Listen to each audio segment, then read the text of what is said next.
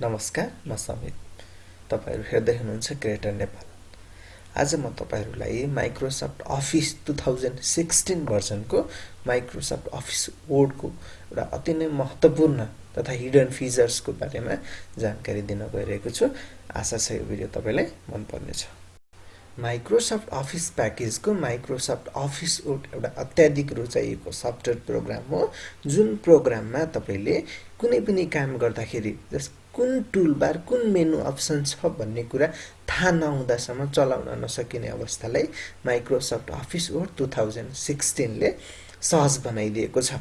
Microsoft office word 2016 मा तपाईले कुनै पनि टुलबारहरू कुन मेनु भित्र छ भन्ने कुरा थाहा पाइराख्नु पर्ने अवस्था छैन।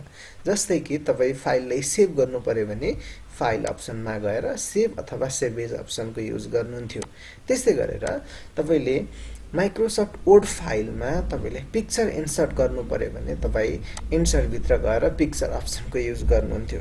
त्यस्तै गरेर मार्जिन सेटअप गर्दाखेरि चाहिँ तपाई लेआउट मेनुमा गएर तपाईले मार्जिन अप्सनको युज गर्नुहुन्थ्यो भने माइक्रोसफ्ट अफिस वर्ड 2016 मा तपाईले मेनु अप्सनमा रहेको एउटा tell me what you want to do भन्ने अप्सनमा गएर कुनै पनि कमान्डहरुलाई कुनै पनि अप्सनहरुलाई तपाईले के गर्न चाहनु भएको छ त्यो अप्सनहरुलाई सर्च गरेर डाइरेक्टली रूपमा हामीले जुनसुकै काम पनि गर्न सक्छौं। जस्तै कि तपाईले फाइललाई सेभ गर्नु पर्यो, यहाँ चाहिँ गएर सेभ अप्सन सेभ भनेर सर्च गर्नुहुन्छ, सेभ गर्न सकिने अप्सनहरु डाइरेक्टली रूपमा यहाँ देख्न सक्नुहुन्छ।